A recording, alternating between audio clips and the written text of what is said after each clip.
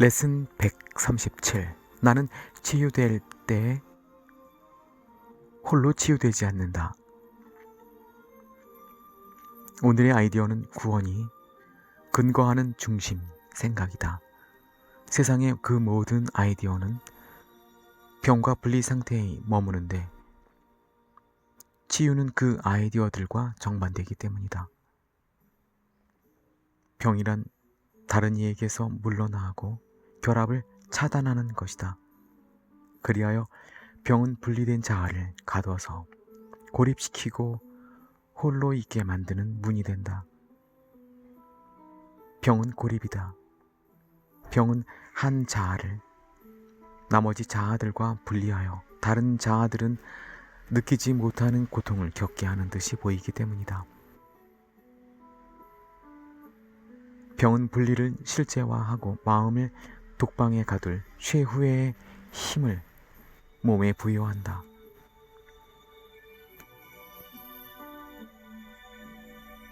마음은 산산이 부서진 조각들이 되어 스스로 극복할 수 없는 병든 살로 된 단단한 벽에 하나씩 갇힌다. 세상은 병이 섬기는 법칙을 따르지만 치유는 그것과 별개로 작동한다. 그 누구도 홀로 치유되는 것은 불가능하다. 병들었을 때 그는 분명 떨어지고 분리되어 있다. 그러나 치유는 그가 다시 하나가 되겠다는, 그리고 자신의 자아를 어떤 부분도 손상되거나 공격받지 않은 상태로 받아들이겠다는 결정이다. 병들었을 때 그의 자아는 해체되어 자신에게 생명을 부여하는 단일성이 없어 보인다.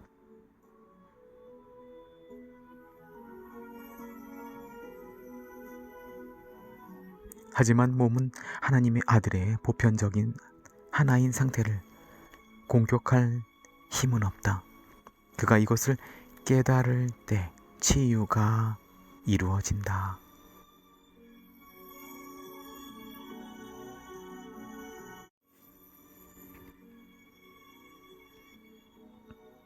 병은 거짓이 진리라고 증명하려 한다. 그러나 치유는 진리가 참임을 입증한다. 병이 부과하려는 분리는 결코 일어난 적이 없다. 치유된다는 것은 단지 언제나 단순한 진리였고 이제껏 쭉 그래왔던 대로 영원히 남아있을 것을 받아들이는 것이다. 하지만 환상에 익숙해진 눈은 자신이 보는 것이 거짓임을 보여주는 증거가 필요하다. 따라서 치유는 병이 실제가 아님을 입증해야 한다. 진리는 결코 치유가 필요 없지만 말이다. 따라서 치유는 진리 그 자체로가 아닌 진리의 이름으로 병의 꿈을 상쇄하는 영몽이라고 불릴 수 있을 것이다. 용서가 결코 행해지지 않은 모든 죄를 간과하듯 치유는 단지 일어나지 않은 환상들을 제거한다. 실제 세상에 일어나 전혀 존재하지 않았던 것을 대체하듯 치유는 진리의 그림들 속에 꿈이 수놓은 가공의 상태와 거짓 아이디어들을 원상태로 돌려놓는다. 하지만 치유가 이곳에서 내가 맡은 기능에 걸맞지 않다고 생각하지는 말라. 세상이 실제라고 꿈꾸는 자들에게 적 그리스도는 그리스도보다 더 강하기 때문이다. 몸이 마음보다 더 단단하고 안정적으로 보인다. 사랑은 꿈이 되는 반면 두려움은 보고 정당화하고 충분히 이해할 수 있는 유일한 실제로 남는다.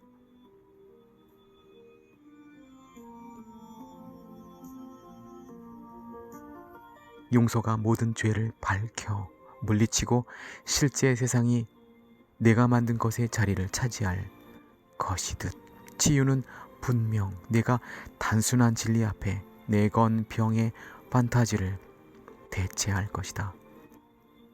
병의 실제성을 떠받치는 모든 법칙에도 불구하고 병이 사라지는 것을 보았을 때 질문에 대한 답이 이미 주어진 것이다. 따라서 그 법칙들을 더 이상 소중히 여기거나 따를 수 없다.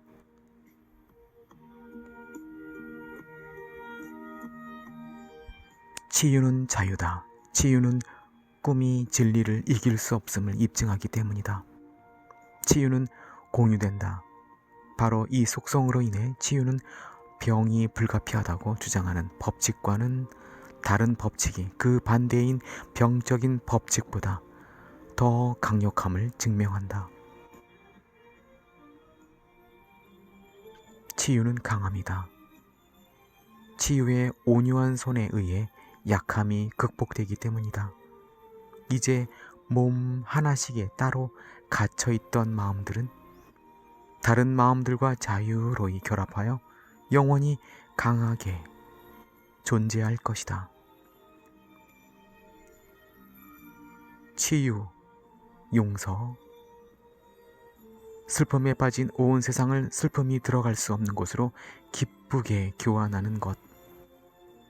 성령은 이러한 수단을 사용하여 너에게 자신을 따르라고 촉구하신다.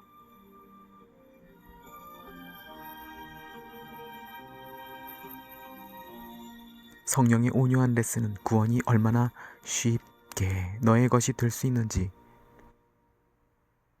너 자신을 죽음의 포로로 가두려고 만든 법칙을 성령의 법칙이 대체하게 하는데 얼마나 적은 연습이 필요한지 가르친다.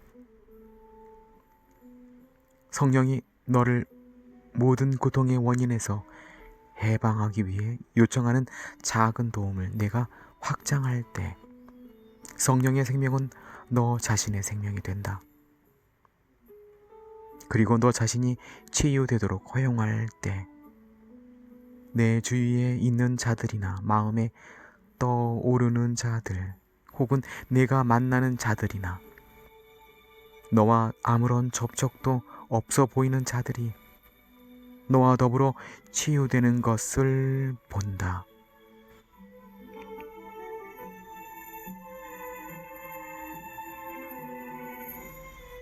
어쩌면 너는 그들 모두를 알아보지 못할 것이며 치유가 내게 오도록 허용할 때 내가 온 세상에 얼마나 많은 것을 주는지 깨닫지도 못할 것이다. 그러나 너는 결코 홀로 치유되지 않는다.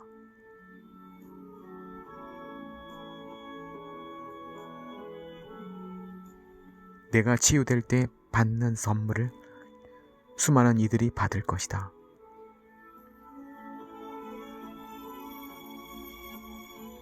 치유된 자들은 치유의 도구가 된다. 치유되는 순간 그들에게는 다른 이들에게 나누어 줄 그 모든 치유의 은혜가 주어진다. 하나님께 반대되는 것은 존재하지 않는다. 그것을 자신의 마음에 받아들이는 치유된 자들은 치유의 도구가 된다. 치유되는 순간 그들에게는 다른 이들에게 나누어줄 그 모든 치유의 은혜가 주어진다. 하나님께 반대되는 것은 존재하지 않는다. 그것을 자신의 마음에 받아들이지 않는 자는 지친 자들이 머물러 안식할 수 있는 피난처가 된다. 바로 여기에서 진리가 주어지고 바로 여기에서 모든 환상이 진리로 가져와지기 때문이다. 하나님의 뜻에게 피난처를 제공하지 않으려는가? 너는 다만 너의 자아에게 집에 있으라고 초대할 뿐이거늘. 이러한 초대가 거절될 수 있겠는가? 일어날 수밖에 없는 것에게 일어나 달라고 요청하라. 그러면 너는 결코 실패하지 않을 것이다. 다른 선택이란 단지 존재할 수 없는 것에게 존재해 달라고 요청하는 것이며, 이것은 성공할 수 없다.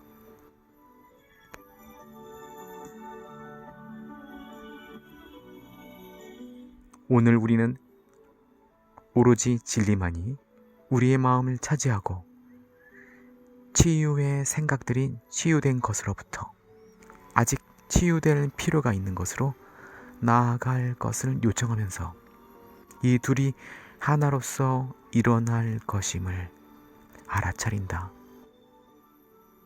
매시 정각이 되면 우리의 마음이 치유되도록 허용함으로써 세상에 치유를 전하는 것이 우리의 기능임을 기억할 것이다. 그리하여 우리는 저주를 축복으로, 고통을 기쁨으로,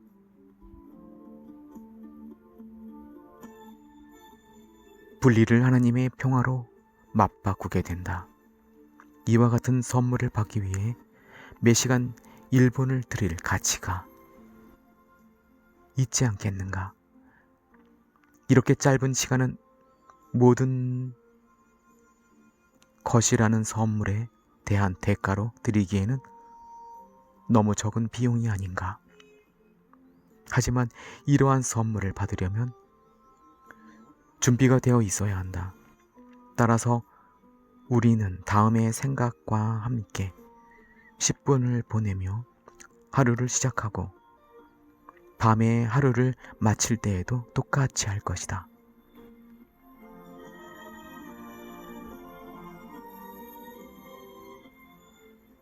나는 치유될 때 홀로 치유되지 않는다.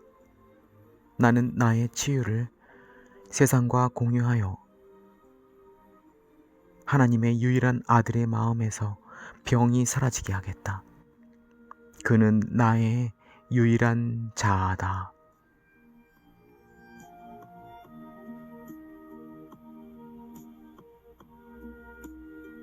바로 오늘 너를 통해 치유가 일어나게 하여라.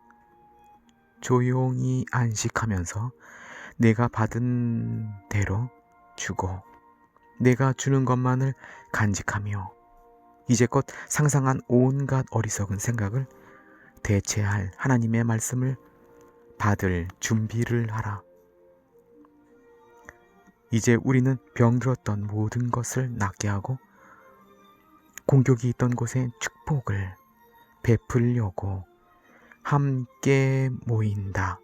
오늘 우리는 몇 시간이 지나갈 때마다 이 기능을 잊지 않도록 유념하고 다음의 생각으로 우리의 기능을 기억할 것이다.